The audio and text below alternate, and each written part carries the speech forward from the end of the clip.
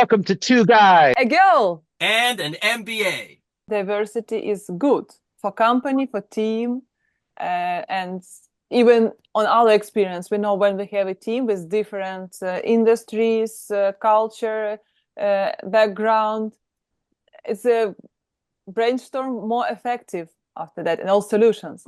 And with legal immigration is the same. So Yeah. if you just keep only you people, yours and nobody welcome, how you will get something innovative, technological, culture? Where is this mix of everything? Even in nature, mixing genes is plus. It's advantage for body, for evolution. So when you mix genes, it's good. It is good. We both have mixed children there, Yusuf, right? They're mixed, right? Yeah, yes, we do. Yeah, I just had a thought about diversity and this how the Trump administration and overall getting rid of DEI. And we studied and we saw that diversity is really important to the mix, right? America Yeah. itself is a diverse country. That's why it's so successful. I mean, Google guys are Russian, Elon Musk is South African, Donald Trump's family came from Germany, and they all just showed up there and became American. But I think what happened is they misplaced diversity, and because it's easy to do and saying diversity is important, and where we find diversity is people of different color and genders, which is maybe likely, but I think what everybody's looking for is diversity of thought. Diverse thinking is what makes companies extraordinary. Now, yeah, so you can look for that because I can't look at you and think you have a different thought. It takes time for me to get that. So I'm going to just gamble that because you're a different color than me or gender, you might have a different thought. And that's why it became, I think, problematic because the essence of diversity is correct. How we're finding it or what we're attributing it to might not be accurate. The implementation is flawed, in other words, yeah. Yeah. Strategy is good, implementation not so good. And particularly when you're financing because you think that this is the only implementation for that strategy, right? The execution is terrible. Maybe they have to find another way to get diverse thinking, test for it. I think companies do that. So that's why I think DEI is going to fail. It's not wrong strategically, it's wrong execution. I think it's already dead. I didn't. No, I can support this idea with some example. I agree. Yes, it's not only about money and bring different colors to the company, to the country, and we are good with it. No, Ivy League and everything. So if people from different cultures, background, graduated, for instance, Ivy League, they definitely will have different ideas, perspective of view, because what they had in the past, in the childhood, with will have some outputs.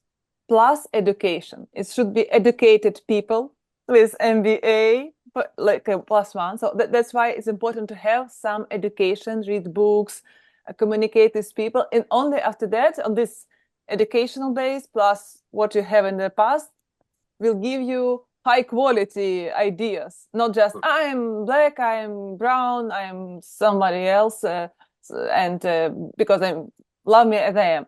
But no, education first of all, plus background and culture and color. So Ivy League is needed.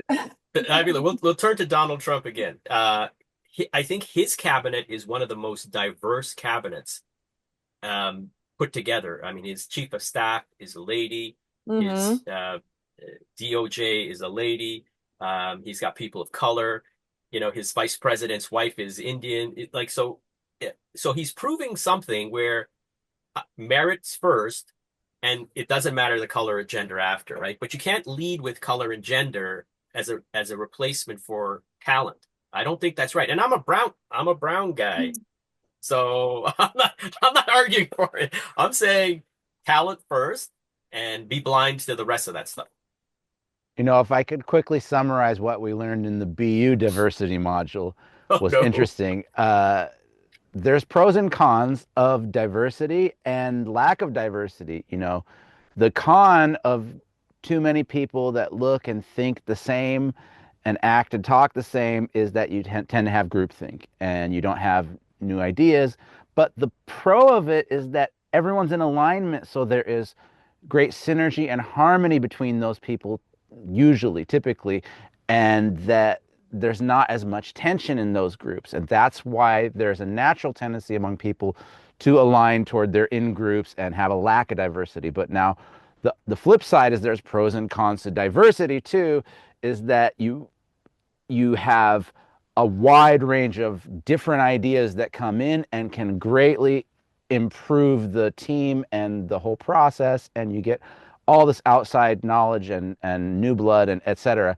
And the con of diversity, which people don't like to talk about, is that when you have many different cultures or genders or types of people, the the potential for tension is much higher.